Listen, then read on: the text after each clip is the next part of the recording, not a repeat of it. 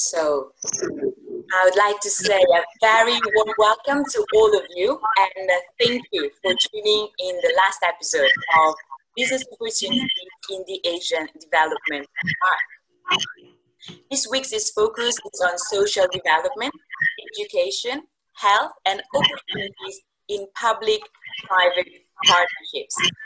I'm Veronica Lake with the UK-ASEAN Business Council based in London. Today, we are delighted to have an array of experts from the Asian Development Bank joining today's discussion, led by Pearson's Senior Vice President for BTEC and Apprenticeships, Cindy Rampersad, who is also one of UK-ABC's fantastic Board of Directors. Before we begin, I have a couple of housekeeping points to highlight. Firstly, please engage with the speakers throughout the webinar by typing your questions in the Q&A box on your control panel. We will direct your questions to the speakers during the Q&A session. Secondly, please note that all slides with speakers' contact details and today's recording will be shared after the webinar. And last but not least, a big thank you to British Expertise International and DIT, with whom we partnered with to deliver this series, and of course, to all Asian Development Bank speakers who made it all possible. And now, to guide you through a discussion on the latest insight on business opportunities in the Asian Development Bank on social development, I'll hand over to today's chairs. Cindy, the floor is all yours.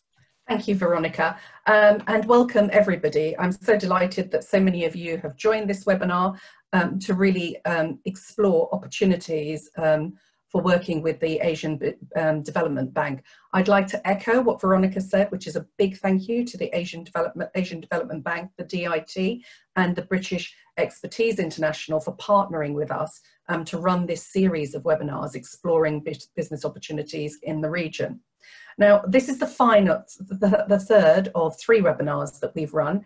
And today, as Veronica said, we'll be focusing on social development, education, and health.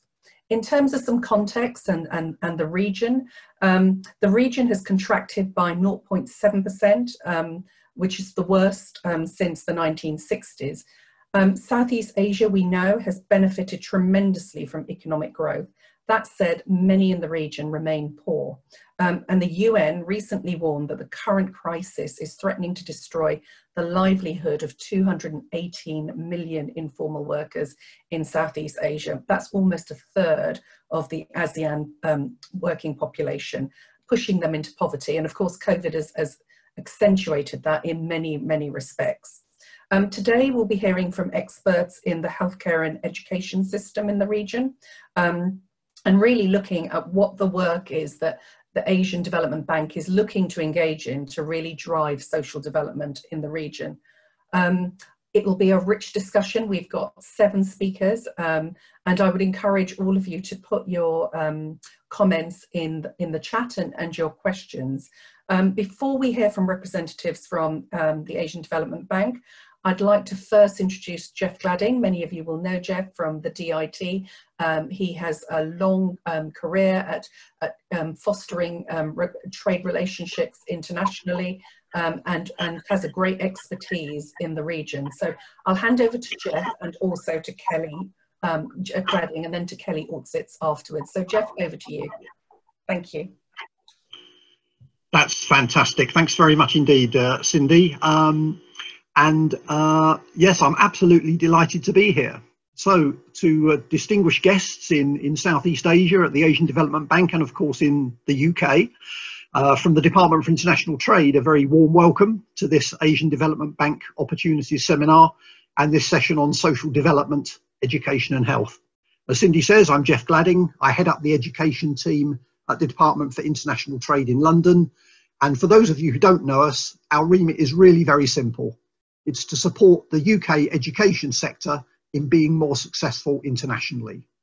And of course, I have other colleagues in the Department for International Trade heading other sector teams, including healthcare, who also support other sectors of the economy in a similar way internationally. I'm absolutely delighted to have this opportunity to make these opening remarks as For me and in the DIT education team, we've been working over the past year and indeed before that to build our relationship with the Asian Development Bank. This is an organisation that's hugely important in Asia, engaged around a myriad of programmes across the region, and thus of real interest to UK organisations seeking to do more in this crucially important part of the world. I'd like to add my thanks and acknowledgement to the Asian Development Bank for helping DIT to organise this series, and of course to UK-ABC, the UK-ASEAN Business Council, and British Expertise International for making this event possible in and for the UK. And of course, a huge thank you to all our ADB participants too. So, the Asian Development Bank, it's a really important multilateral partner for the UK in Asia and in the Pacific. As a development institution, governments in the region have relied on the ADB to finance its projects through grants, technical assistance and loans. And the UK is in a very privileged position. It's one of the ADB's founding members, and we have sitting in the ADB's board of directors a secondee from the FCDO, is the terminology we're now having to come to use, formerly somebody who actually worked within DFID, the Department for International Development. So our primary engagement with ADB is around sort of two main areas. The first being that ADB helps the UK deliver a range of its goals and values in the region. But secondly, and crucially important today, is with the ADB providing a number of commercial opportunities through contracts which are opened up to international participation for companies.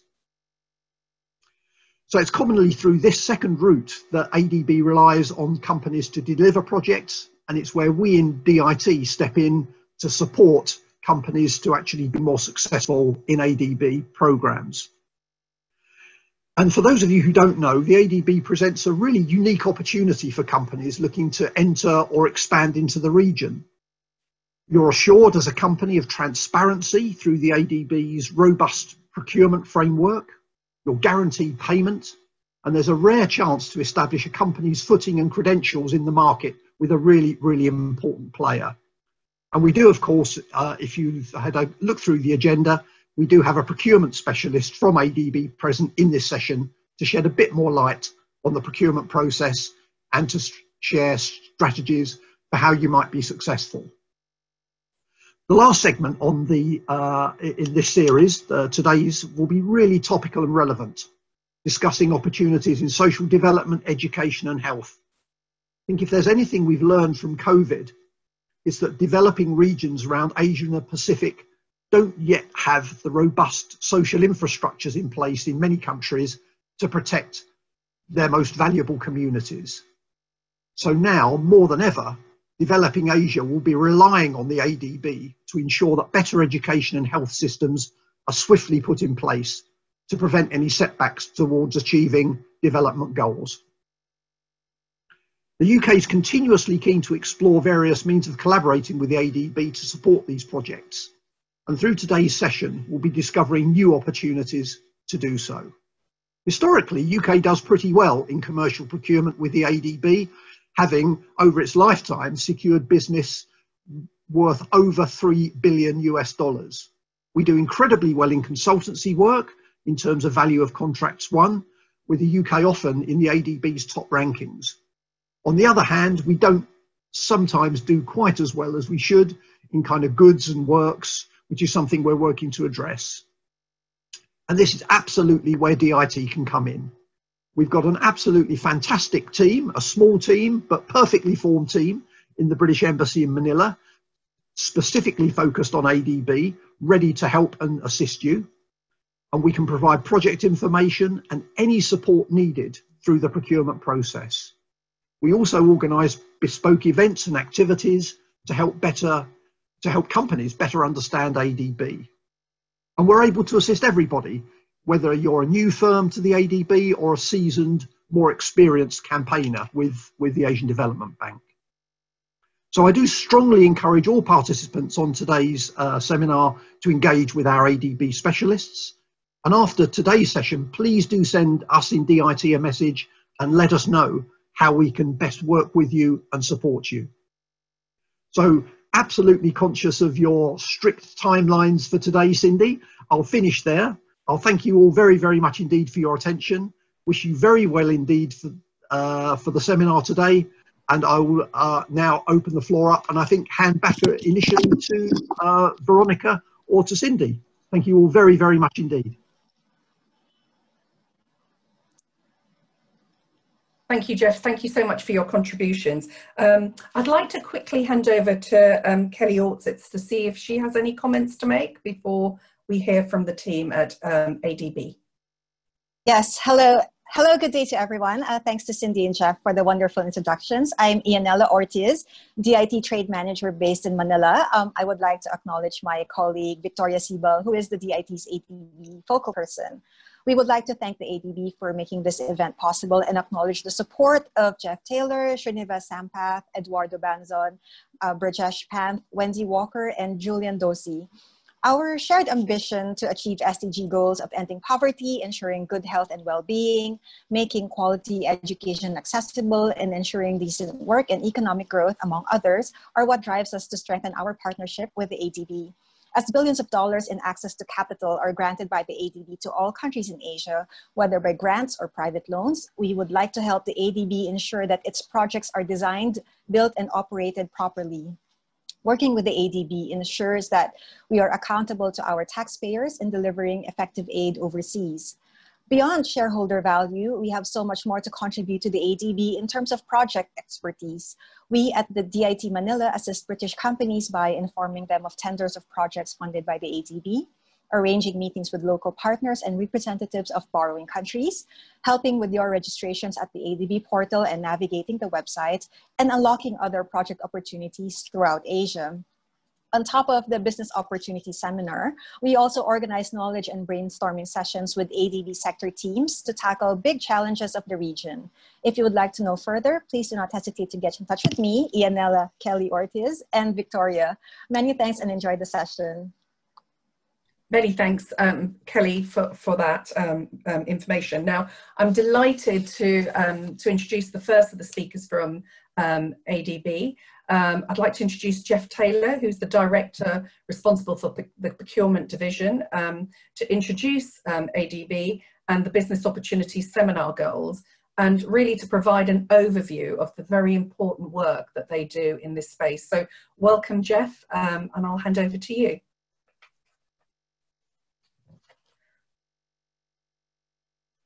Jeff, are you ready?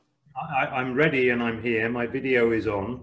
Yes, great. And your slides are up, so over to you. Looking forward to hearing from you.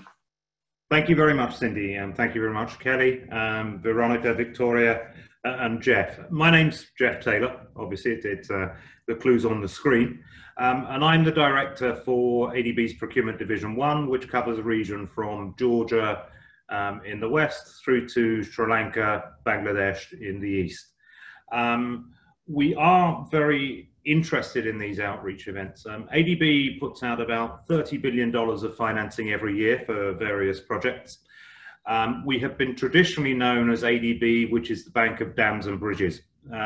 We have had a paradigm shift over the last 10 years or so, starting predominantly with climate change and food security issues. And we are moving away and taking quite big steps away from traditional hard infrastructure and looking at the areas that we're discussing today, education. COVID-19 pandemic has highlighted the importance of social systems and social welfare systems.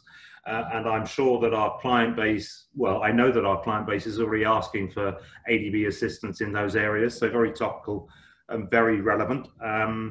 The leveraging of public-private partnerships is extremely important. My colleague Srini will be discussing and providing more insight into that. Bradesh, on the education sector, a growing area of ADB, as resilient economies have to invest in education, and we expect our client base to be doing exactly the same. Wendy on the social sectors, a couple of connectivity issues, but Wendy will be joining us shortly, I'm sure. And then over to Julian, who's from my area, which is procurement. And why do we do these seminars? Is it because we're nice and we want you to be profitable or make money? No, not really, although we are nice, of course. But it's from that $30 billion a year that we're pumping out into the portfolio, of which we have about $120 billion of open portfolio and potential opportunities. That is all implemented not by ADB and not by its borrowers, but by the constituents of this room, by the consultants, by the contractors, by the suppliers from our member countries. So it's essential that we inform you of the opportunities if we are to get the development results that ADB was instituted and formed to achieve. I will stop there because we have a lot of ground to cover, and I think we're handing over to Dr. Eduardo first.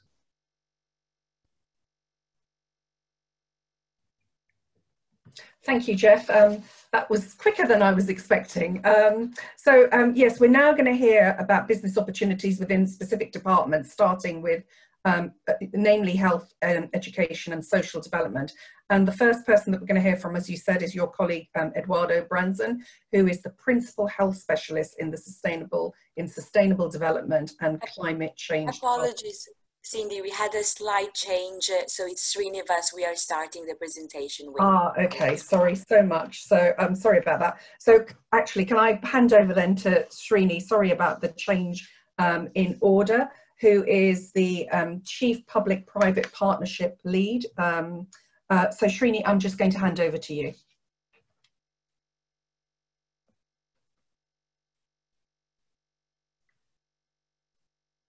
Srinivas? Is he on? Can everybody hear me now? Yes, can hear you now. Yeah. Good morning, everyone. Thank you, Cindy, for this introduction. I'll go straight to my presentation. Before I start my presentation, just wanted to pick on what my colleague Jeff was mentioning. So ADB has a very vast footprint within Asia. So starting from Georgia in the west, we go right up to the international date line. So a fairly very large geographical footprint in terms of our operations. The other unique aspect that I want to put out is that ADB is one of those multilaterals which actually has three very important business coming together. The traditionally strong public sector, which has been there, and increasingly very strongly growing public-private partnership and our private sector operations. So you do have the people who are on the call today have a phenomenally great opportunity to interact with all the three windows of ADB's operations. And what I like to present today in my brief presentation is to try and give you a flavor of those. I don't intend to go through each of my slides, and I would probably focus on 3 or 4 key elements. And Veronica, I'll just let you know as I get to those stage. Let me start first with the slide that you have on the screen. And I have looked through the participants list very quickly, and I know many of you come from various backgrounds, which is going to be very useful.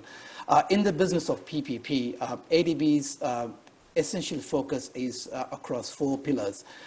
In the first pillar, we focus on providing a lot of advocacy and capacity development support. If you are someone who's interested in providing institutional strengthening, if you are interested in providing knowledge dissemination and government capacity development, that's an area within PPP business, at least, that would actually be of interest to you.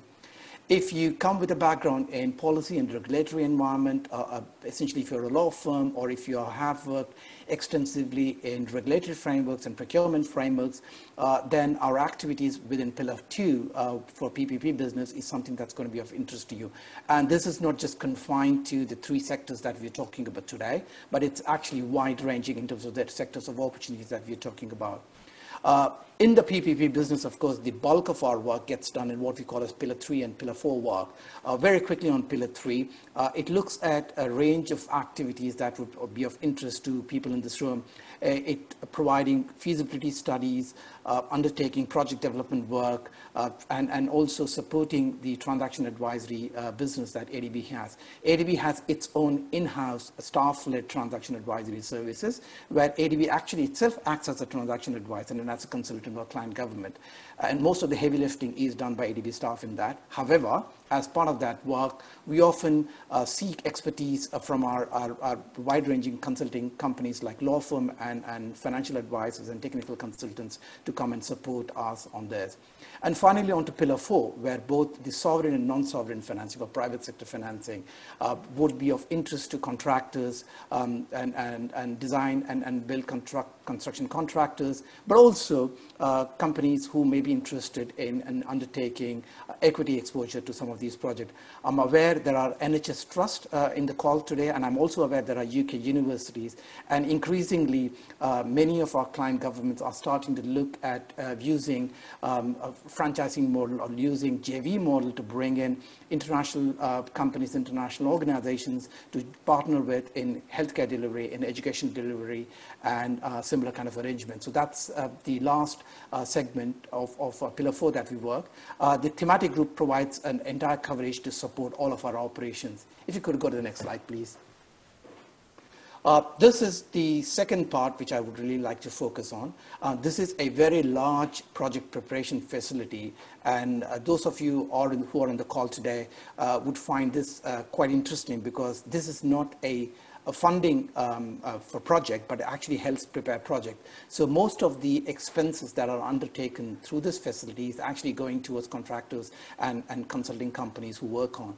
And the three primary focus of the Asia Pacific Project Preparation Facility, quite a mouthful, but let's call it AP3F for our discussion today, is a facility that provides support for project structuring, project preparation, capacity development, and also for project monitoring and restructuring. And within all of this, we look to seeking consulting experts, experts coming from legal background, experts coming from civil engineering background, or niche areas, for example, hydrological modeling for a specific irrigation project that we may be working on, who would come and apply for these things. Now, these are all put out through ADB's consultant management system, and my colleague Julian will probably walk you through at the later part of this conversation. But this is a fantastic opportunity for consulting companies to be registered to look for opportunities as my office puts out these. If you go to the next one, please. So coming now to specifically the social sector. We have been ramping up social sector investments in ADB quite actively, and you'll hear from my colleagues in the next few minutes after my presentation. But just focusing on the PPP business itself, there have been increasing uptake and support for ADB financing for education, social care like elderly work, elderly services, and healthcare services. I've just put a couple of examples on the screen to say how we have been ramping up some of our assistance. And these, again, cut across our sovereign and non-sovereign or private sector lending operations. I'll pick up maybe a couple of them here just to walk you through before we go to the next slide. It's an interesting model where we have in Pakistan, it's an educational management services where private sector actually delivers educational services on the back of a civil construction DBO kind of a project. Similarly, in the case of China, there are a number of elderly care services that are being now developed, combining ADB sovereign financing, but also leveraging private sector capital and private sector elderly care services to come and deliver these things. In Indonesia, we've done a very unique equity transaction working with a private sector provider to support our work in private sector operations. If you go to the next slide, please, I will just walk you through one or two key items. So this goes back to the Pakistan project I was referring to. The project essentially revolves around construction on schools. So that's one opportunity that you will find if you are a civil contractor coming with a background in construction to do that. But more importantly, if you are an educational service provider under a PPP structure, it will provide you with an opportunity to provide educational services linked to key outputs and KPIs under a PPP contract. This project has been quite well known in the education business around the world and has actually gained quite prominence. And we're hoping that on the success of this, we will be able to do future tranches as well. Could you go to the next one, please? This is the model for elderly care services in China. There are two models that we are actually using in China. One is where we have a classic DBFO, which most of the people in the UK would be very familiar with, where the private sector essentially raises finance, design, build finances, and operates the facilities over the life of the concession. A key differentiation between the UK PPP or PFI model and here is that in most of the Asian context, because of the weak capacities in the public sector, most of the government clients expect the private sector to provide us with an integrated solution, i.e. what I mean by that, not just infrastructure delivery, but also clinical care or educational provision as well. Although there are exceptions to that rule, but many of them look for that kind of expertise as well. The other model within the elderly care services, we look at where the ADB finance projects invest in infrastructures, and then the private sector agencies come and actually deliver the infrastructure facilities. In this particular project that you see on the screen, my office is actually providing transaction advisory services to the government client, but underneath that contract, we are able to go and get some specialist advisors like elderly care experts and law firms to work with us to provide an integrated solution to the client in China. If you go to the next one, please. This is a different opportunity. This is from our private sector side. This is where we, as ADB, through our private sector operation, have taken equity investment into a very important and large healthcare provider in Indonesia. Maternity and childcare is an extremely important area for focus in terms of the issues that are faced in some of our client countries. And in keeping with that, our equity investment has gone in supporting this particular private sector operator who's a leading provider for maternity and childcare facilities within hospital. One of the interesting models within this is actually a doctor partnership model that actually helps to deliver care services through the Hermania contract system that we have. And our own role in ADB has been to provide equity investment into the project. I am conscious of time, so before Cindy tells me off, what I'm going to do is just jump to the last section of this slide, Veronica. If I could request you to skip 2 slides and go straight to facilitating knowledge management. Yes, 1 slide before, please. Sorry. If you could just go one more back, please. Yes, please. Thank you. Just wanted to put it out. In addition to actually doing projects where we seek developers, we seek consultants, we seek advisors, we also put out a large amount of knowledge products, which also require a huge amount of background work, research work to be done. That's one area of opportunity. But more importantly, as you start, some of you may or may not be really familiar with the PPP landscape in the Asian market. In order for you to help you understand and develop good appreciation of the legal issues, the business opportunities in these markets, we have actually put out a very important document called the PPP Monitor.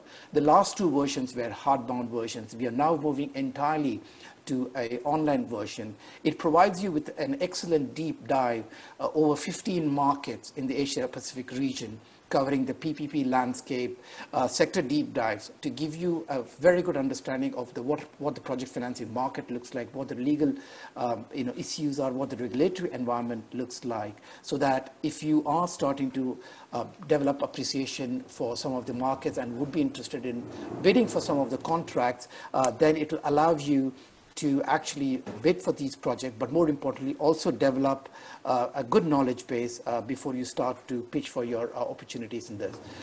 With that, I am going to pause my presentation and hand it back to Cindy or Veronica. Thank you very much for your attention.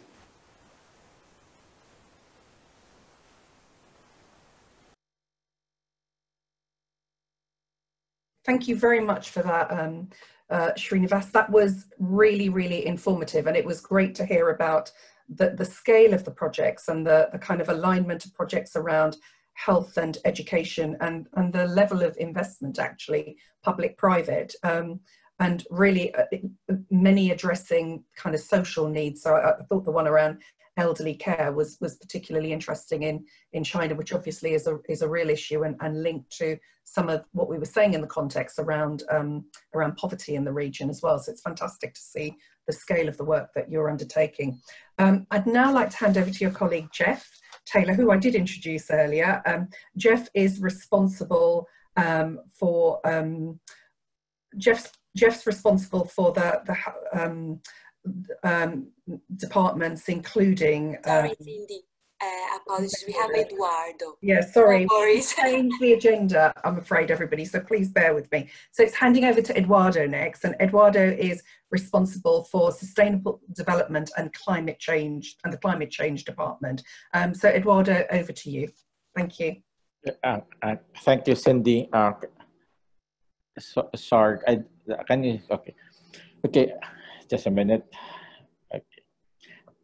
So as what Jeff said, ADB used to be an infrastructure bank but has really started to work on sectors, a social sector, but probably we're sort of understating in a bit, because even during the 1970s, ADB has been supporting social sectors, including the first health projects around that time.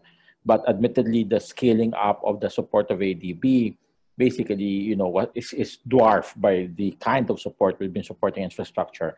Nonetheless, when ADB could probably say we have substantially contributed to what we have seen in Asia and the Pacific, improvement in the health in Asia and the Pacific, whether we talk about life expectancy, whether we talk about disease-specific programs that has been sort of controlled or eliminated. Next slide, please. So a lot of the focus right now, sorry, next slide. And we have seen this reduction in health outcomes. Now, but despite the fact that we have seen this improvement, there's still a lot of problems in the health sector that we're trying to address. Next slide. The countries in Asia and the Pacific next slide, has committed to universal health coverage, which means we want to ensure that everybody would have access to healthcare services without risk of becoming poor, or there's no financial risk. Unfortunately, the spending on health of our countries is not as high. It's still low compared to, for example, in Europe or OECD countries. Next slide. We're also seeing rapid aging. One of the things we used to describe this, and probably Wendy can discuss this more, is that the aging that happened in Europe in a century, in 100 years, is actually happening in 30 years. In Asia and the Pacific, and we're seeing a lot of our countries starting to have a very significant part of their population becoming old, which becomes a problem now because a lot of the health systems are not really designed to handle elderly population. Next slide, please. Okay, we are also seeing, as I said earlier, we're still the fact that countries are not spending a lot on health. We're still seeing high out of pocket. Next slide, please. And this combination of rapid aging means that the prevalence of non-communicable disease, which is much more expensive to manage, are also increasing. Next slide. So basically what has happened is, I think the way to frame this is, before COVID came, a lot of the focus that we have in ADB was to focus on how to help our member countries achieve universal health coverage, how to help address non-communicable disease, and particularly in relation to the work on taking care of the elderly population, basically make health system much more responsive to them, and of course to non-communicable disease. We do recognize that disease outbreaks, epidemics, were still a problem. But really, admittedly, the focus that we had before COVID was how to help UHC. And next slide. And basically, a lot of our portfolio, a lot of our health projects, at the time, in a sense, and this was what we were trying to build up, was basically trying to address the different parts, the different elements that you need to improve, to enhance in order to achieve universal health coverage. We at the time that COVID, before, in a sense, if we talk about the start of the year, we were starting to scale up the share of health projects in ADB. Our target was, we used to be like less than 1%. The target, we hit about 3% last year, and the target was to hit about 5% of all ADB lending will be focused on health. Next slide. The type of health projects that we have basically differs depending on the region where we're engaging countries. We are we basically recognize that our countries have different needs, even if we talk about the same desire, which is universal health coverage. Next slide. Okay. So, for example, in South Asia, where we have a lot of large cities, some of the largest cities are now in South Asia. A lot of our projects was focused on urban health. Universal health coverage in urban areas.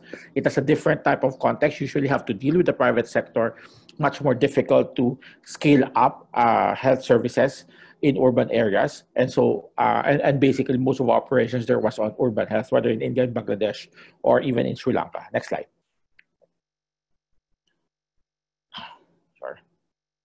In Southeast Asia, it was a little bit different. We were starting to start operations on non-communicable disease. For quite the longest time in Southeast Asia, our focus was on communicable disease. Okay, partly because if we look at the greater Mekong sub-region, which is Laos, Cambodia, Myanmar, Thailand, and Vietnam, the movement of people there has basically made it sort of a, how do we call it, a place where you have drug resistance malaria there.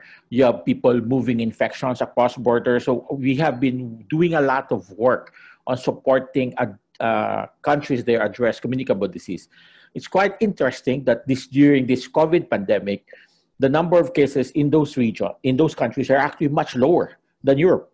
They're among considered, if you read the recent Lancet article, the countries in this area, which ADB has been supporting for the last 15 years, are actually considered among the most successful or best performing countries in addressing COVID.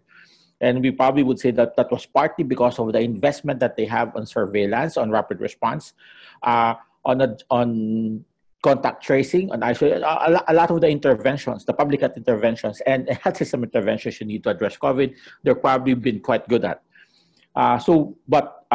Even as we move forward, we will continue to invest that support for addressing regional health security, but at the same time, we are starting to help them also address non-communicable disease and universal health coverage. Next slide. This is our countries in Southeast Asia. Next slide. In Central Asia, which is essentially Pakistan, Afghanistan, the Stans, and Armenia, the Caucasus, a lot of our project there is more of helping them rationalize health services that's been there for quite some time. These countries, well, with the exception of Pakistan, Afghanistan, have actually invested already a lot. So we are making it much more efficient. In the case of Pakistan, we're helping them build up health services. So here are operations in these countries. So we have integrated care project or integrated perinatal project or improving existing health services in these countries. Next slide, please. Okay. Next slide. Sorry. Now in the Pacific, it's a little different. In the Pacific, you have lots of small Pacific island nations, and then we have this big country called Papua New Guinea. What's the kind of support that we have in the Pacific? For me, Yanni. Okay. So in Papua New Guinea, we have long supported the expansion of what we call rural health services. A lot of the rural areas in Papua New Guinea still have problems with access to health services. While in the islands, we do a lot of digital health work, regional health work, where we recognize that for the small island nation, it's better if they work together. And so, for example, we have a regional vaccine project there. At the same time, we see the value of digital health, telehealth, and all of this digital health services supported by digital tools. And so we have projects there from Tonga, and we're expanding this type of projects in the Pacific. Next slide. Now in East Asia, next slide. Basically in China, our engagement, our support there is elderly care. So we have about four projects now, and the fifth one is on the pipeline, in which we are supporting China develop innovative approaches in elderly care. We see this as not something responding to the needs of China, but also a sort of a model for other countries in the region. While in Mongolia, we have been sort of a partner of the country for the last 20 years in a whole range of health sector reforms. And so in Mongolia, we're really supporting everything from hospitals to regulatory to health insurance and all that. Next slide. So this was the type of projects that we were all supporting. Then COVID happened. And this is last week. So in what we have in the region right now is the number of cases globally globally is about 30 million, probably more now. But in the region, which the countries which are considered to be part of ADB, I think our estimate right now is about 7 million people infected, nearly more than 120,000 people who have died. So COVID has become a problem. And of course, the Asian Development Bank has rapidly responded to that. Next slide. Sorry, next slide. And how we done that? Okay, broadly, there's about 20 billion worth of financing that the ADB has mobilized. And from that 20 billion, there's been health-specific projects that include sort of disaster response support or technical assistance, which are rapid support. We have about 6 emergency assistance loans, and then in addition, which specifically support inputs in the health sector. And a lot of these inputs are either what we call those that are needed to improve the health system response. So testing, tracing, treatment, ICU care, critical care. At the same time, we have this second set of financing, which is to support broader, in a sense, the COVID-19 response in general, including specific health sector support, which we call the CIPROs or policy loans. Next slide. So the CIPROs or policy loans, and the way this works is that the financing goes to the Ministry of Finance. And so this is like budget support, probably one way to describe it. Probably it could be described by my colleagues later. And so the CIPROs, we have committed already a lot of this, and this financing has gone to all our countries from the Pacific all the way to Central Asia. So this is the list of countries that have gotten this support. Next slide. Now, the emergency assistance is a little different because these are much more specific support in the health sector.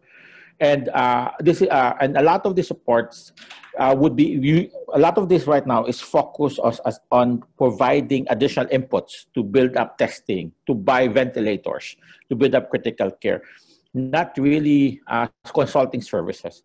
So this ADB support is a combination of either we repurpose existing projects. So like in Uzbekistan, 18 million was repurposed to buy ventilators, or we process new projects. And the most recent one that was approved was the one in the Philippines, which will include procuring about CT scans and ventilators, so really inputs to the health system to improve testing, isolation, and treatment. Next slide. Now, in addition to loans, we also mobilize what we call technical assistance resources. So these are usually we provide knowledge support, or we provide capacity support. So the biggest one that, and since I'm managing this one, we're managing this one, what we call the regional project, which is we call the Mega TA support against COVID. But in addition to this region-wide support, we also have very specific region or country-specific support from Southeast Asia, Pacific, and Central Asia. Now, each of these projects, this is usually the type of projects that currently are recruiting consulting support to help the countries. I think I saw in the list a friend from BMJ, Mitali, and so, for example, we have BMJ. We have contracted the British Medical Journal to help us provide online training support for countries. So this would be the type of projects where potentially firms in the UK could be engaged. Next slide. Now this is not a complete list. Can you go back? This is not a complete list of TA projects. As we're probably talking right now, additional technical assistance projects are being mobilized by ADB. Something that's missing here is, which we're now really trying to scale up support, is how to provide technical assistance to our countries procure vaccines or understand what's happening with vaccines. This is a very sort of a, how do we call it, quite complicated piece of work, because what you're trying to get the countries to get is not yet available. Yet the kind of deals that, for example, the UK and a lot of other countries in Europe and the US have signed up, which is sort of do advanced deals, are not the kind of contracts that a lot of developing countries are willing to do, or even we can support. So, but we are now building up this, soon we'll expect probably a lot of calls for consulting support on how we could support countries understand and hopefully get them to procure vaccines and deliver the vaccines. So it's not just procurement, but actually to make sure that they could actually deliver the vaccines. So this is what's happening in the health sector. We, as probably if we were really scaling up what we were doing in health, we will continue to do that even with COVID.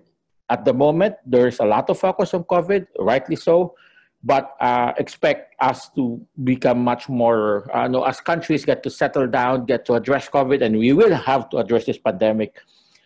We will again, of course, afterwards, then go back to supporting countries address UHC, NCDs, elderly care, and everything else I discussed earlier. So thank you. Thank you so much, Eduardo. That was a really comprehensive presentation on all of the initiatives that are going on in the region and that you're supporting. And what's really interesting to hear is the work that's happening on infrastructure and health, but also, as you said, the really important work at the moment around COVID and emergency response and the support for many governments through the CIPRO process. So hopefully many on the chat will, there will be areas where they could feed in, and hopefully we'll get some questions and also some follow-ups. I now am delighted to be handing over to Brajesh, who is the Chief Education Sector Lead at ADB. Education, many of you will know, is an area that I'm particularly passionate about, not just in preparing young people for the future, but also the really important role of education in supporting adults to skill and be reskilled in a world that is continually changing, not just COVID, but in terms of industries and automation. It's the one area where there have been probably the most questions coming in. So I'm really delighted to introduce you, Brajesh, and to hear from you on the work that you're doing in this really, really important sector. So welcome.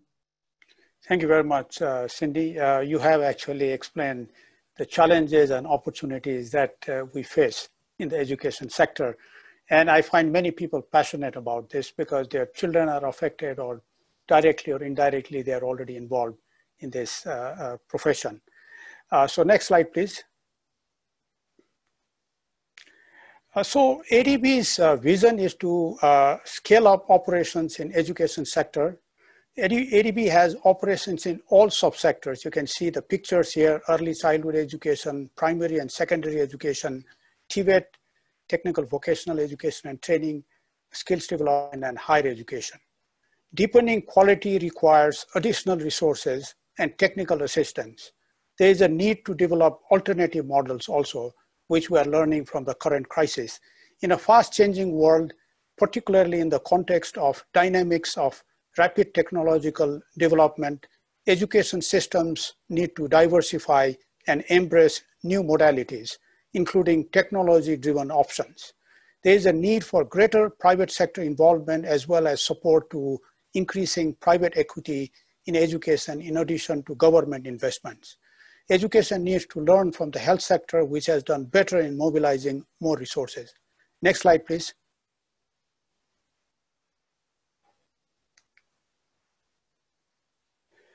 Our developing member countries are facing mainly two challenges: poor learning despite remarkable progress in access, and skills mismatches despite increasing educational attainment. Most of the people with low reading proficiency are in the Asia and Pacific region. The graph on the left side is based on reading proficiency of population ages 15 to 24 by World Bank's country group. Most of the world's population with less than a primary education is in South Asia. The right side of the graph shows that many countries are facing difficulty filling vacancies. This means education systems have to respond much better to the emerging labor market needs.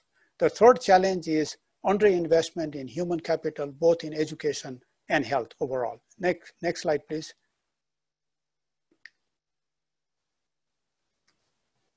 Now, if we look at the current crisis, there are very important lessons coming out from this. it has exacerbated existing inequities. So those who are lagging behind are likely to lag behind more, and may, to the point that some may even drop out. So there's a really big risk. Digital contents and assessments are not readily available.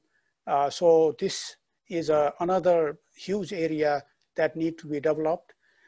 Teachers are not prepared. So it's not only about managing distance learning, but also socio-psychological well-being of children during this kind of pandemic. The focus of learning has shifted, as we all have noted, from school to home. And actually, if we want to improve equity, this is very important. It's not only focusing learning in schools, because learning happens everywhere, what we call learning anytime, anywhere. And EdTech solutions are now, were confined to private sector largely, but now it has been mainstreamed. And public education is very keen to see how this can be adapted in a practical way. Then government policies are critical, because without that, it's very difficult to apply, and we're trying to understand more deeply what the connections are. I'll show you in one of the slides later on. So distance education and EdTech solutions we have to bear in mind are not meant to replace face-to-face learning. This is only complementary. That's very important. Next slide, please. So despite remarkable improvements in enrollment at all levels of education, many students are not learning. As I mentioned earlier, so this is the learning crisis, as I mentioned earlier, about students in grade 3 not able to read properly or solve basic mathematics. So this means that it is important to go back to basics. The same strategy that has helped to expand access may not work to improve learning, because improving teaching and learning requires a combination of simplifying the focus on foundational literacy and numeracy and integrating 21st century skills. It is therefore important to go back to basics to strengthen foundational skills such as literacy, numeracy, and in order to develop self-directed learners, it is also important to develop soft skills and digital skills, which are now called the 21st century skills. Education technology such as online blended learning and personalized learning is very promising in improving the content and delivery of better quality education and in preparing students for future jobs. Lifelong learning needs far greater attention, particularly for upskilling and reskilling. And it's not a surprise that it is also developing into one of the largest industries in the world. Next slide, please.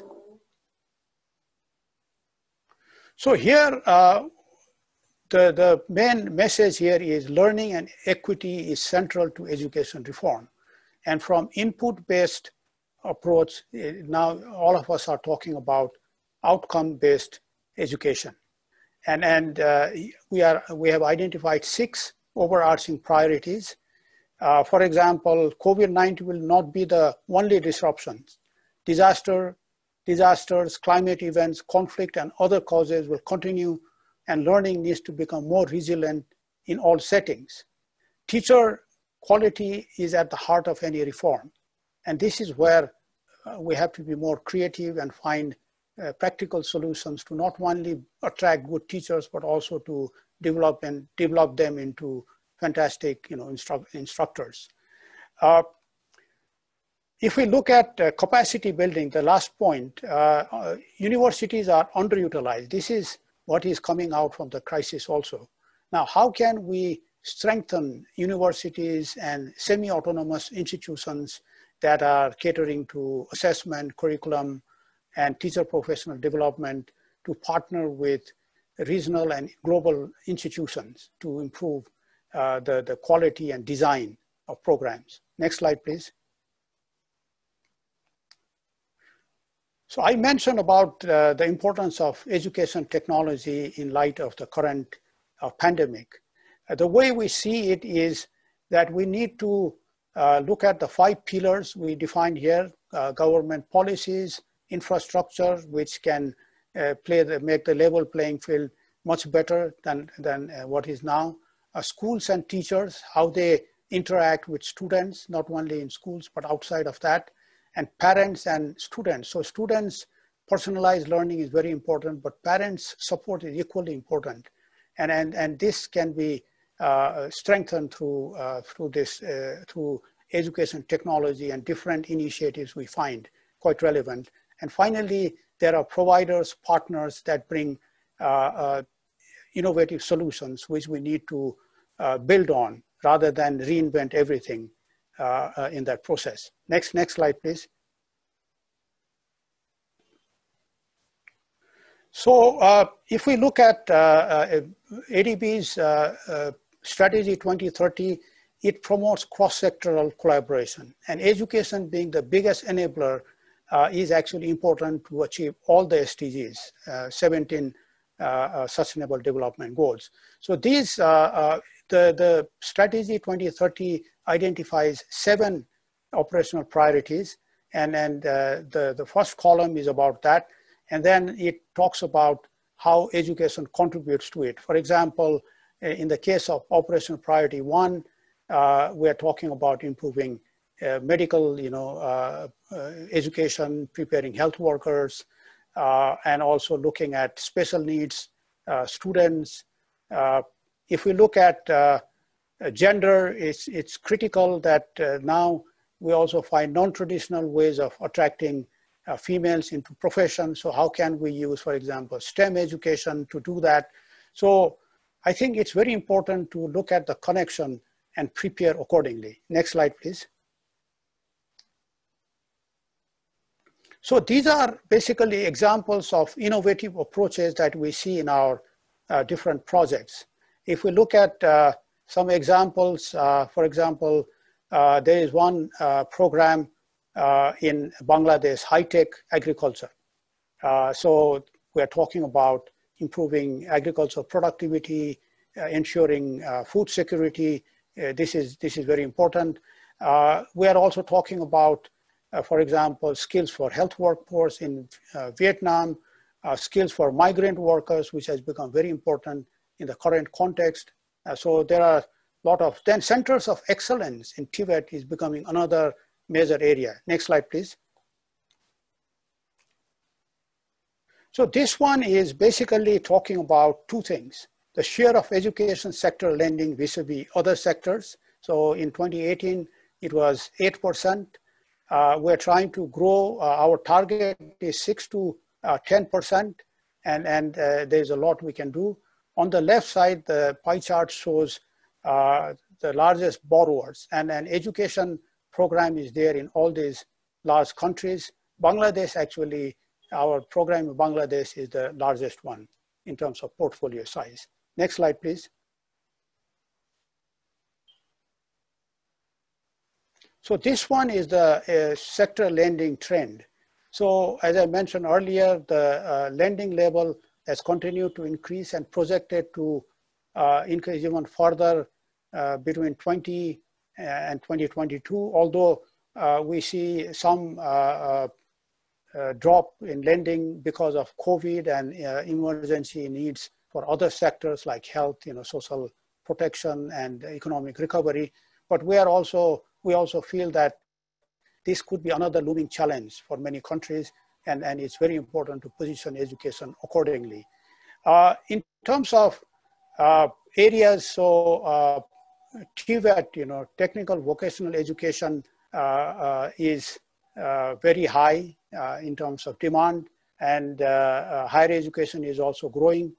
In terms of region, Central Asia was a little bit behind, but now it's picking up. But South Asia and Southeast Asia dominate in terms of overall lending. Next slide, please.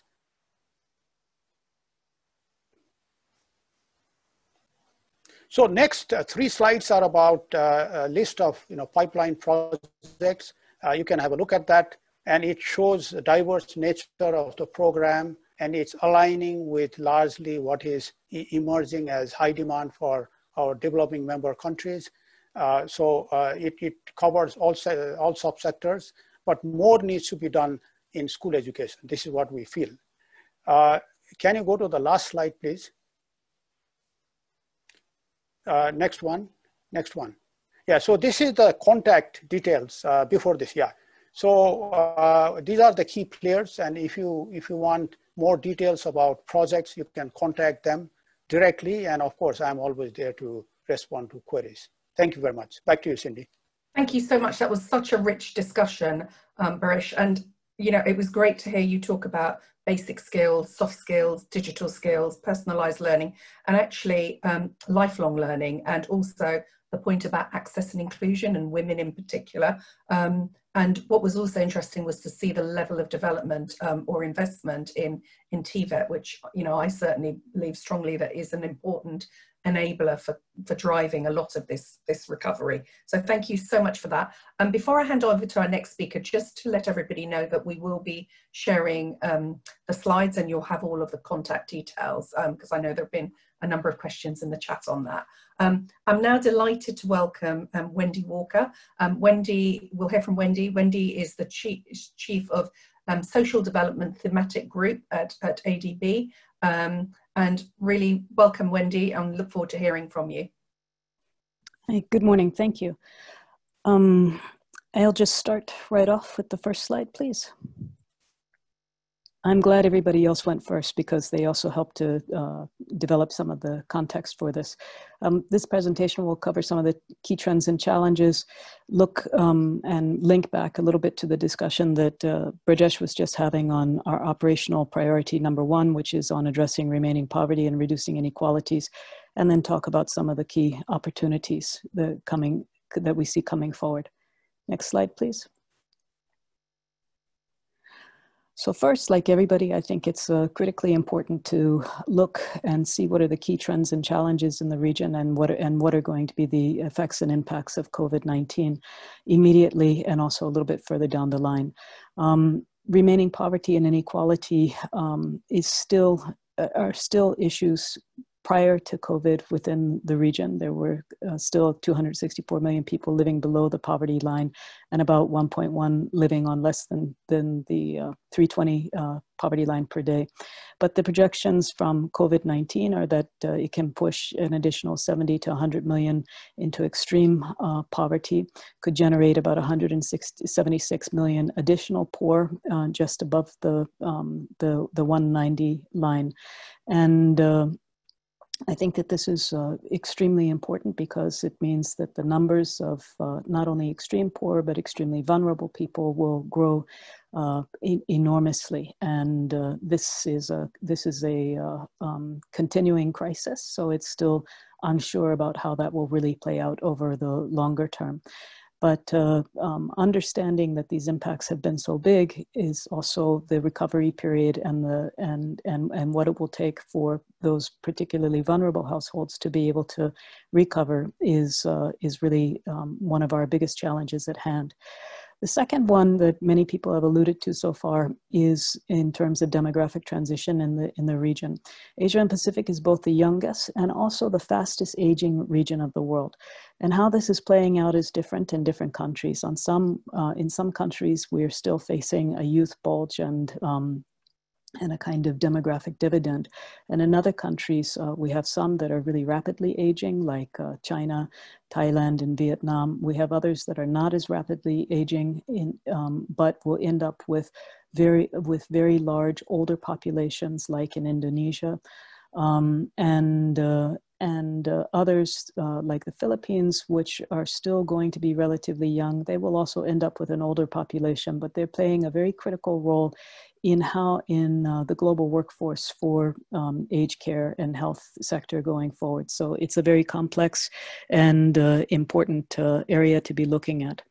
Youth unemployment is a critical issue going forward as an impact from COVID. Many people are now referring to the COVID generation, and the COVID health impacts on older persons, their loss of livelihoods, and a whole range of other impacts is something that many people are looking at quite closely and is going to play a big role in how we view this issue going forward. In terms of disability, disability inclusion is an area where we have had some attention in the past. We are now trying to put a stronger focus on it. So about 70% of the global population of people with disabilities, which is about 690 million people, live in Asia and Pacific. This is one of the biggest leave no one behind issues going forward under the SDGs. This is also expected to grow a lot in the Asia and Pacific region because of this aging population. So lack of access to health and education services, especially the underdeveloped area of inclusive education, and impacts on livelihood opportunities are all important areas to look at going forward. Another very big trend for the region is in terms of migration and labor mobility. It's one of the fastest urbanizing regions in the world. There's a lot of regional and global migration, and remittances are one of the biggest areas that has been hit by COVID, and the extent to which poor households in particular are reliant upon those is also exacerbating the impacts. So some of the key issues that Dodo touched on, and also Burjesh is to a certain extent, is in terms of access to care and other services like education for migrants and longer term employment. We also know that there are very rapid changes in technology, and the digital revolution coming out of COVID is very important, but there are also very important issues in terms of coverage, affordability, and accessibility, and the extent to which that excludes large parts of the population, particularly in rural areas or other types of vulnerable groups. And then the last really big thing is in terms of informality of jobs and vulnerability. It's estimated that between 60 to 70% of the population is engaged in informal sector labor. This has been one of the biggest, and it's known as the missing middle in terms of social protection coverage, but it's also one of the biggest areas that has been hit by COVID, and developing effective ways in which to be able to support people in the informal sector, and also to be able to support the restart of their businesses and livelihoods is going to be a very big challenge going forward. Next slide, please. So in terms of social development at ADB, it's very much a cross-cutting approach to development that promotes inclusiveness, equity, and access to services, resources, and opportunities, empowerment and participation in social and economic life, and security to cope with chronic or sudden risks. And this is really just so incredibly important right now. We cover a very large area and a very wide range of issues that really are cross-cutting across all the sectors that we work in. One of the most important things is the work that is done on poverty and social analysis for all projects. This is a skill base in terms of consultants that we really, and consulting companies that we're really looking to strengthen, because it's just so critically important. That work focuses on inequality and exclusion, gender and vulnerable groups, participation, social risks, institutional capacity, but it's absolutely critical, the inputs from that type of analytical work into the design and implementation of projects. And this is a very big priority for us going forward. We also have this huge area of social protection underneath us that's looking at 3 different areas: social assistance, social insurance, which is health and unemployment insurance, and labor market programs. And labor market programs often cover the TVET projects, but they also look into a wider range of programs as well, and activation programs. We have, through our private sector, a body of work on inclusive business, which is really looking at development impact for the base of the pyramid population as both producers, suppliers, distributors, employers, or employees. This is a very important area that is really looking for investing in companies that are practicing inclusive business.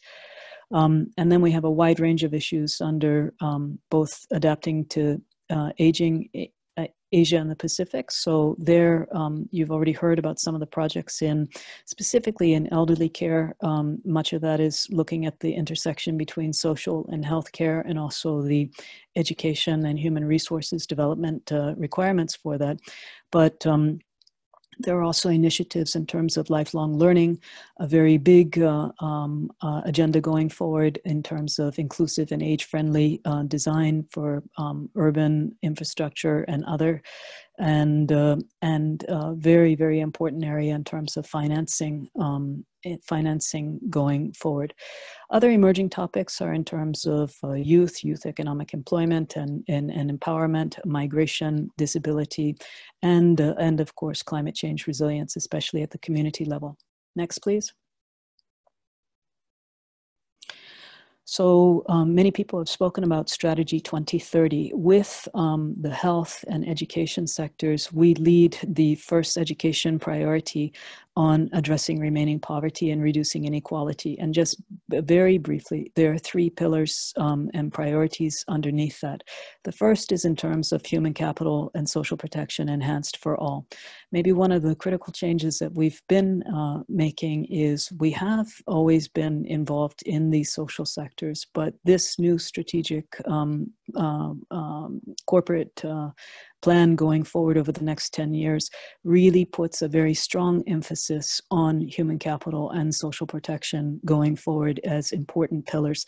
And we can see the critical role that they're playing right now in terms of COVID response, and will continue to for recovery.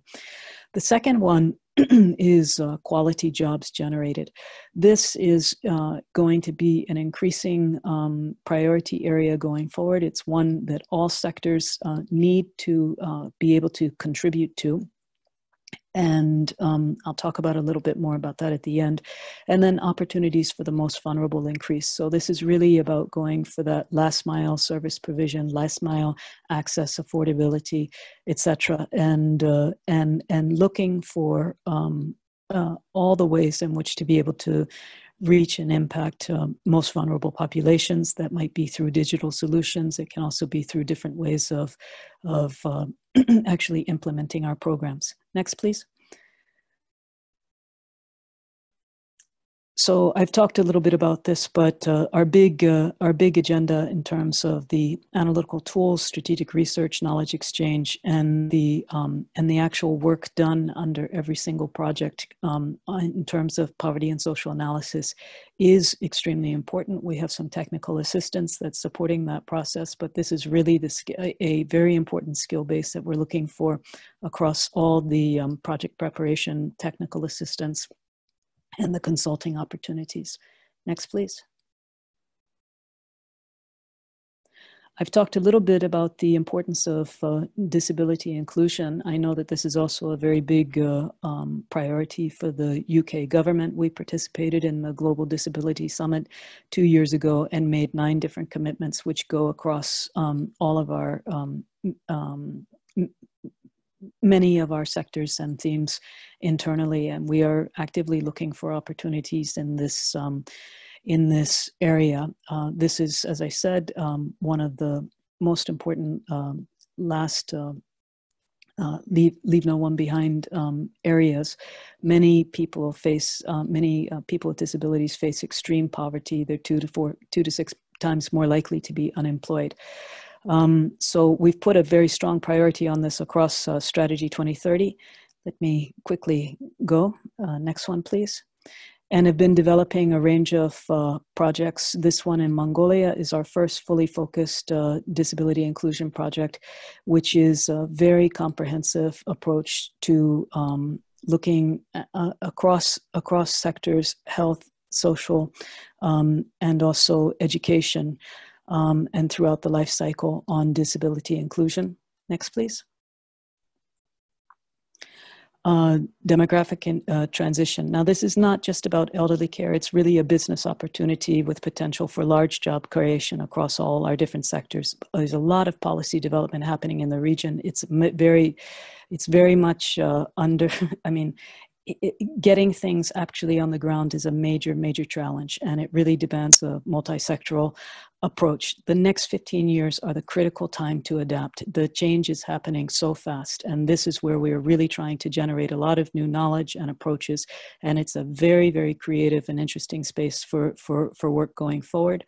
Next, please. I think it's also one of the priorities. I'm going to ask you to just speed up a little bit. Yep. We'll share the slides, so I think a lot of the case studies for delegates will be able to see. So we're doing technical assistance, which is really trying to develop the evidence base, both in terms of knowledge and a series of pilots looking at community-based models and setting up research centers of excellence across the region. Next, please. And as Srini spoke and as Dodo raised, we have a range of projects in China, and we anticipate others coming in other countries going forward. These have a very emphasis emphasis on the intersection between health and social care, the development of a three-tiered model between residential care, community care, and home care, and the human resources development side. Also, as Srini said, the PPP models that are emerging from this. Next, please. And I just want to highlight in the next one that the opportunity also within the education sector is huge for the human resources development. In this project in Hebei province, we have a component with Yanshan University, which is taking a whole of university approach to developing elderly care. The business school, elderly care management, engineering school, ICT and assisted technology, psychiatry department, geriatric counseling, and the medical school, nursing and caregiving. So this is entirely new job areas are being developed, and new skill areas and new curriculums, everything have to come about. Next, please. In terms of social protection, we have a wide range of technical assistance. Maybe the most important one to focus on is the quality jobs and the future of work. This is work that we are doing jointly with Brajesh's team. Nothing is more important than this going forward, and this will be a very strong emphasis. Next, please. So we have large social protection programs like conditional and unconditional cash transfer programs. These have been a big part of the response also under COVID-19, looking for skills within those areas. Next, please. Next, please. And finally, the quality, no, go back one, please. The quality jobs agenda. This is really, this is going to be such a big part of the post-COVID recovery and such a big challenge for the future. Also, with all of this emphasis on the changing role of technology, the changing future of work, gig economy, etc. So this is going to be an area where ADB pays a lot of attention, as I said again, across every single sector, looking at how to strengthen employment potential of investments in infrastructure, to leverage these investments with skills development to improve business environments, and to focus on particularly vulnerable groups like youth. So we really, and finally, to develop the green jobs area. So these will all be spaces that you see across all of our projects that we're looking for skills and new ideas. Thank you.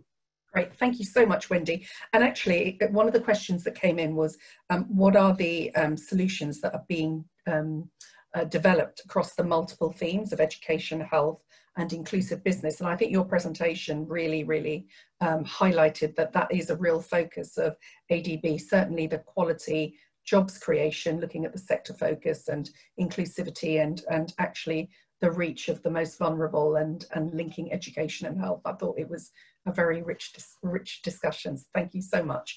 Our final speaker today is Julian Alexander Dotsy. Julian is a procurement specialist in the procurement, portfolio and financial management department. There have been many questions in the chat asking about how we can engage, how we can find out about opportunities, how we can bid. I'm hoping that Julian will provide some of that context. So over to you, Julian. Thank you so much for joining us. Thanks very much, Cindy, and good morning, everyone in the UK. Good afternoon here to those in Manila. Thank you to the organizers for arranging this and for having me on. I will speak to you. I think I have about 25 minutes now to speak to you this morning, afternoon, about doing business with ADB, the nuts and bolts of it, really. You've heard from our esteemed expert colleagues on their various, on some of ADB's various. You have 15 minutes, sorry, because I want to give some time for questions. Okay, Thank that's you. noted. I'll try and make it. I may need a couple more than that, but let's see. Okay, so look, again, this is going to be a nuts and bolts discussion on how to identify opportunities, how to do business with us. You've heard about the sector opportunities. Now, how do you go about winning them, right? Or how do you go about partnering with ADB to deliver them? So, hopefully, of interest to you. Next slide, please. Next slide. So I'm first going to tell you a little bit about ADB's general operations. You've heard it mentioned from a few people, but just to state it a little bit more explicitly, you know, we have a large portfolio. Okay, we did about 33 billion of operations in 2019. Much of that is in the sovereign sector, quite a bit as well, though, in the non-sovereign sector, which means direct loans to private sector entities in our developing member countries in Asia Pacific. And we deliver our financial resources through loans and grants to our member country governments, through technical assistance grants, through, again, private sector equity and guarantees. And we do use our own resources and also co-financing. Next slide, please. Our portfolio is growing. It's now actively at over 105 billion as of June. We deliver almost 4,000 contracts per year for both goods and works and consulting services, to the tune of about 14 billion for goods and works and about 700 million for consulting services. So just to give you an idea of the scale of opportunities that we have available for you to bid on, available all on our website, all for you to find out, to look into, to bid upon, you know, a significant scale of opportunities there across all sectors. Next slide, please. Just to give you a breakdown of our portfolio in 2019, an uncontracted portfolio, so live opportunities, live cash available to be won, essentially. You can see how it's broken down. An interesting thing to note, because this is a social sector presentation, I compared it with the numbers from 2017 in education when I first started delivering presentations like this.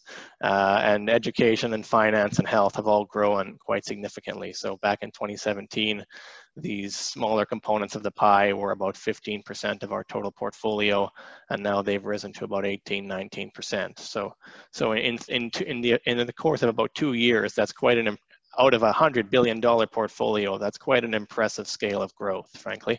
And it demonstrates to you ADB's commitment to the social sector and available opportunities in that regard. Next slide, please. Just a breakdown by region, you can see some of the numbers. Obviously, South and Central and Southeast having the biggest scale of opportunities just based on the level of infrastructure development going on there. Our Pacific region, small, but very important to us. And you know, the opportunities there are very interesting and complex. So don't be put off by a smaller number. There's plenty of opportunity there for you as well. Next slide, please. Next slide. I'll now cover a couple minutes about why you should pursue ADB funded contracts, why work with us compared to the World Bank or compared to, you know, well, sorry, not DFID anymore, but the former DFID and other, you know, development partners. You know, what makes ADB unique? You know, I think we offer a pathway. I think that the key thing really is a pathway into the world's most dynamic, fast-growing, and important region, in my humble view, the Asia Pacific. It's what attracted me to work at ADB, and I'm sure it's what attracted you to join this seminar today. ADB offers assured financing. We have a strong anti-corruption and integrity policies. We have fair procurement processes, so you know you're treated fairly. And so you can use ADB as a stepping stone into the region to bid on our sort of relatively safe opportunities, establish yourself in the region, and then branch out to sort of more risky opportunities, say in the private sector with private clients, etc., as you grow your operations in the region. So, you know, I think plus at the scale of the opportunities that we do have available, there's plenty for you to be interested in. Next slide, please. What kinds of opportunities do we have available for you? So again, I've mentioned we have goods, civil works, turnkey, consulting, and what we call non-consulting. So I've seen quite a few people expressing interest, say, in vocational training. We do have opportunities there, education service providers or health service providers. These may come under sort of consulting services, providing intellectual or advisory support to health and education infrastructure projects in our member countries, or on the ground vocational training courses or surveys or training events, which may be considered more of a standard offer type of non-consulting service. If you're a goods or works provider, you could build schools for us, you could build hospitals, you could supply us with medical equipment, etc. So all of these types of opportunities are available to you either on a direct contract basis with ADB or on a contract basis with our government partners to whom ADB lends. So for example, ADB may give a $100 million loan to Bangladesh, Ministry of Health, to construct 5 hospitals, and then the Ministry of Health, using ADB's funds and ADB's procurement processes, would procure consult services and goods and works to deliver and develop those hospitals. And so in that case, you may be contracted by the Ministry of Health of Bangladesh, but it's with ADB's funds and it's with ADB's oversight and assurances. So you can also be assured that you're treated fairly while working with the Bangladesh government, as an example. Next slide, please. Just to quickly run through some of our top suppliers in the recent years so you can get a sense of sort of who's winning some of our big chunks of money from ADB, and maybe reach out to them and start talking to them about what they do that makes them so effective at work with ADB. And you could maybe enter, cut your teeth, so to speak, as one of their subcontracting partners or JV partners. So here are our suppliers of goods. Next slide, please. Works, leave it there for a minute. And next slide, please. And consulting services. And you can see at least one UK firm on the list there, Ovarup. So you may want to immediately consider reaching out to them in London. Next slide, please. This is a summary of the UK's specific contributions to ADB's procurement opportunities. Our top UK consultants in recent years, our top UK suppliers and contractors, and overall share of work that UK firms have won in terms of ADB's procurement processes over the history of ADB. So again, you can see some of the breakdowns there for your interest and for potential networking opportunities. Next slide, please. Next slide, please. Now I'll just spend a couple minutes telling you about how ADB procures, the policy framework in place to ensure that, how we disperse our money, which is taxpayer money, public money, funded to us by our 68 member countries, is managed fairly and in a transparent way. So we have 2 active procurement frameworks ongoing right now, which is important for you to understand because projects that are approved on or after 1st of July 2017 are using our new procurement policy, and projects that are still ongoing that were approved before 1st of July 2017 in terms of their concept papers will likely be using our old procurement framework. And the main difference is that the old procurement framework was quite rules-based, it was quite sort of one-size-fits-all, quite prescriptive, whereas the new procurement framework is much more principles-based, focused on and introduces some more flexible methods and new types of procurement methods as well. So you could read those at your leisure as you learn to do business with ADB. Next slide, please.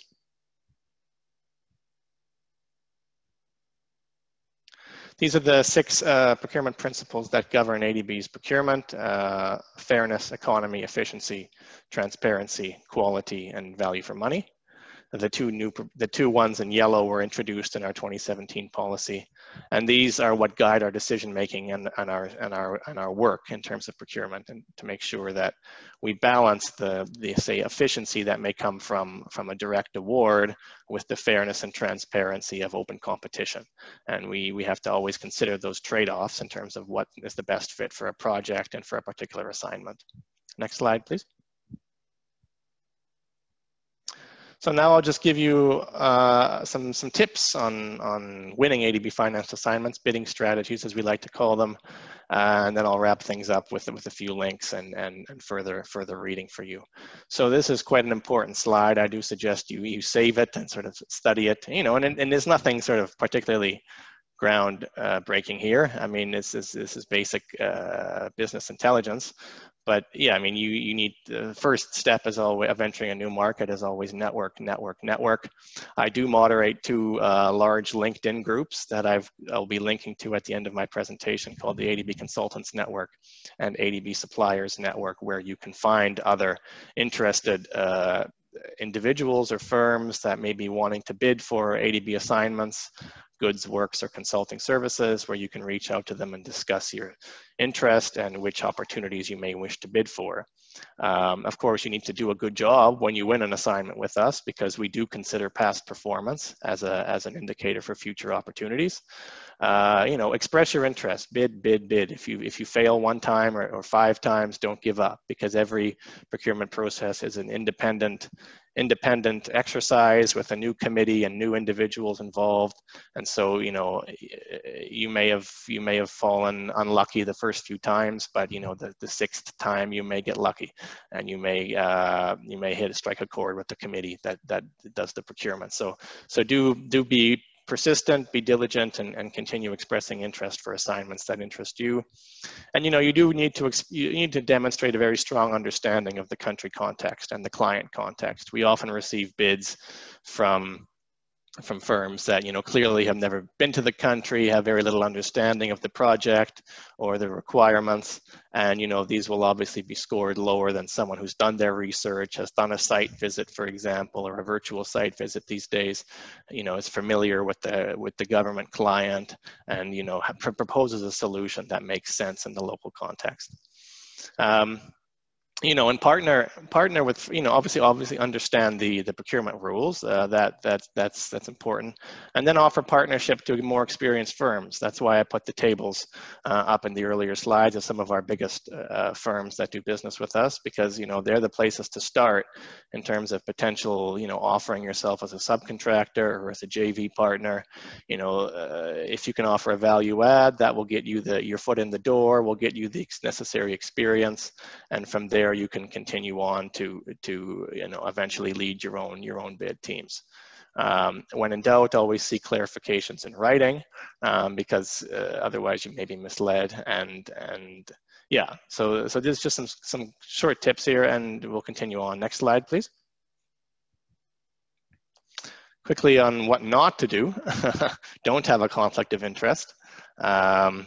In the old procurement framework, especially, well, I mean, actually in both procurement frameworks, if you're a registered firm not from an ADB member country, you're generally not eligible to bid unless it clearly says that you are under a universal procurement situation. So for the UK, you are eligible to bid in any case, because the UK is a member of ADB.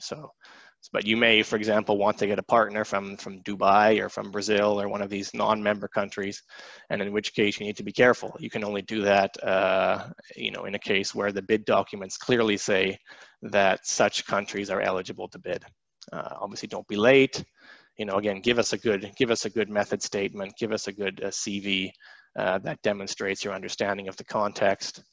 We generally don't like conditional bids, you know, that says we will do this work for you if X, Y, and Z. You know, we expect you to accept the conditions. We expect you to accept our bid conditions if you are interested in bidding. There's some flexibility, but not much. You know, include all of the requirements, and you know, be fair, be honest. Don't be collusive. Don't rig your bids or commit fraud or anything like that. Next slide, please.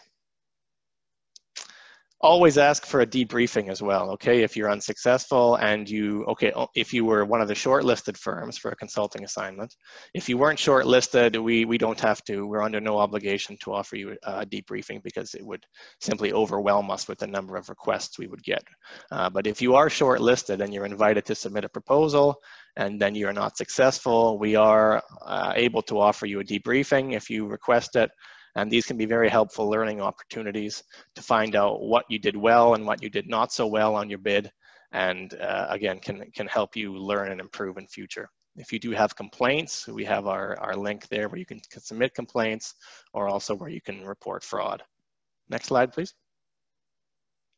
This is what our website looks like. It's a rough screen grab, and what I've been sending you in some of the responses to your questions in the chat box. Go to adb.org, go to Work With Us, go to the Business Center, and you will find a huge trove of information there, really, that you can spend days and days reading through, but also, you know, it summarizes the key points quite quickly for you. There's some frequently asked questions and things there about how you sign up, how you identify opportunities, how you go about bidding, you know, the key rules in place, etc. So please go to this website, go to this portion of it where I've highlighted here, and take a read and spend an afternoon looking through it, and you will come away. We've spent a lot of time working on this website to make it in really good shape. ADB's #1 on Aid Transparency Index, a couple of years running now. So we do publish everything we do on the website, and we care a lot about being open and transparent. So, you know, please do also reciprocate that by spending some time on the website, looking through it, and you'll find a lot of useful resources there. Next slide, please.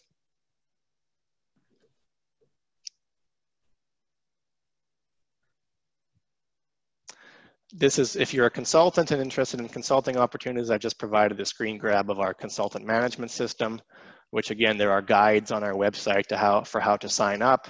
And here you would find all of the consulting opportunities. Next slide, please.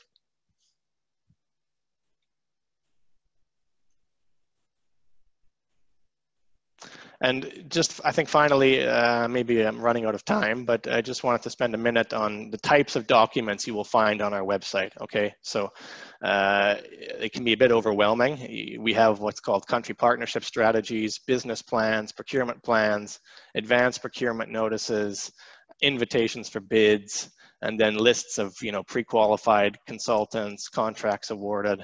And all of these are sort of steps in the procurement process and project management process, really. So first, ADB meets with the client government, decides what we're going to do in the country for the next 5 years. Then we program that into yearly business plans. This loan is going to go this year. The other loan is going to go next year. Then that trickles down into project-specific procurement plans. So this education project in Bangladesh is a $100 million loan, and it will have 20 different procurements, 5 consulting, 10 goods, 10 works. Sorry, so that's what a procurement plan is. To speed you up, just because I would really like to give some time to delegates to ask. Sure, yeah, almost done. Thank you. Then, you know, that trickles down into the actual invitations to bid. And then often you can still hop on, even if you've missed the invitation for bid, you can hop on into the pre-qualification, you know, after pre-qualification stage as a sub-consultant. And then if you missed the opportunity, at least you can see the contracts awarded on our website as well, and know about which firms are doing the work for future opportunities as well. Next slide, please. Lastly, COVID-19. I'm out of time, so I can't spend much time on it, but I'm happy to take questions on it. We do have a whole page on our website dedicated to our specific business opportunities for COVID-19, and all of our opportunities are now being tagged as COVID-19, yes or no. So every new opportunity coming through our system, you can immediately search for the COVID-19 tag and immediately identify those if you're interested in supplying goods or services for COVID-19 specific work we do. Next slide, please, which I think is my last slide. Yes, okay. And there's my links. There's the groups I mentioned to you on LinkedIn. Thanks for your interest and time today, and happy to take questions along with the panel. Thank you. Thank you. Thank you so much, Julian. And I think there was some really good information in there, and we will be sharing it all so that the delegates will be able to see it. But I think there was some really good advice in there around networking, JVs, partnering, so that you can share understanding and expertise, but also really the kind of local context piece being really, really important. So thank you so much for that. We now have 10 minutes for questions, not very long.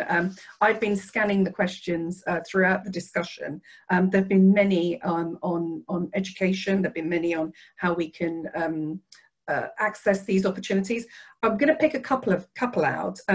One that's come up a lot is around TVET and the TVET opportunity, and really how ADB is focusing on this, and what some of the considerations might be around standardization of frameworks in markets so that you kind of create mobility for skills. But also, I'm really interested in the point about the culture and the acceptance of vocational education. It's obviously clearly very important to drive change and drive the agenda that you've been talking about today. So I guess over to you first, Rajesh. I'm really glad that you're still with us. So, you know, where do you see the focus? Is there an opportunity around standardized frameworks? And is there a kind of cultural acceptance that still has to be done around the importance of vocational? You're on mute, sorry. Sorry about that. Okay. I was also providing some responses to the queries to the extent possible. As I mentioned earlier, indeed, TVET is on the very high agenda. You know, there is huge demand, but at the same time, as you mentioned, there is an image issue. And the first preference of many students, particularly in certain regions, is not TVET, but they are somehow driven to that. So how do we sort of address that? So many students that come for TVET may also have weak schooling background. So one thing that we realize is TVET programs should also try to ascertain the skills level of students and provide foundational skills where that is necessary, but also other skills like digital skills that will enhance their employability, but also interest in the subject because it gives them more opportunities. Now, going back to your specific question regarding qualification framework, I think that is important over time, but it should also not create rigidity in the system, because at the end of the day, what we're trying to do is to drive the private sector that will employ students. And unless they are proactively involved in supporting curriculum design and particularly training, you know, in company training or in partnership with training providers, that qualification framework may not work. So, or competency-based training, because the job description that we see for job advertisements are actually some form of CPT. Now, if we can find a way of calibrating that, you know, maybe now you have technology that can creep into professional job portals and identify, you know, what is emerging, and then link with job seekers' individual skills profile, and also link with training providers. Then I think you see a very dynamic process. And then if you start developing framework around that, I think that may be a more practical way of approaching this. And then this is our struggle, in fact, practically speaking, in TVET projects. Back to you, Sydney. No, thank you so much for that. That's really insightful. I mean, another question that's come up that I think is more general is there an opportunity to develop or look at a more holistic skills strategy for these markets, where there might be a UK partnership link, and actually how we might share expertise and actually also have the local context. So that's across all of the pillars that you've discussed today, health and education, and also, you know, the human capital element. I wonder whether, Wendy, you want to kind of come in on that initially.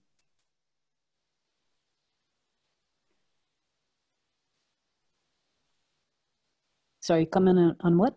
So the question is there an opportunity to look at a more holistic skills strategy where you've got UK businesses who could partner, and potentially it's about sharing expertise, but also learning and really the kind of local context of some of these projects? Yes, I mean, I think we're all looking for good ideas, and nobody has it exactly right, especially with what is going to be the challenge going forward in post-COVID, and in particular sectors like transport, like tourism. we will need to really shake up the way that we do that and speed things up as well. Yeah, I guess the question was getting at the kind of post-COVID analysis and some of the challenges around the emerging sectors, but declining sectors, but also, Prajesh, as you talked about, what's happening potentially with education and access and the role of digital. Another area that people have asked a lot about is on education changing. There's been a lot of discussion about accessibility and inclusion. One of the questions that's come up a lot is around mental health and safeguarding. And I'd just be interested in the panel's view on that in terms of post-COVID and where you see that fitting. I don't know who wants to take that as a question. Maybe Eduardo, that might be quite a good question for you. Is Eduardo still with us? And if he isn't, I'm going to pass back to you, Brajesh. Hello, sorry. Yeah, Cindy, I'm here. Well, one of the things we saw with COVID is how much the region, the countries that we work with have underinvested or have not invested in mental health interventions. And frankly, a lot of the discussion in mental health is only happening right now. So there is really, I think, a need for much more, discussions on mental health solutions. We don't have the projects now in ADB. So if you're saying, do we have projects in which we will finance, let's say, consulting firms to look into mental health? Not yet. But I would think that is something that will be coming in the future. Over. Okay, thank you so much. That's really good to hear. Because can I just compliment? Yes, very quickly. I think this is exactly what is coming out of the COVID crisis, and teachers are having to manage that. And this probably was still already there, before, maybe exacerbated by COVID.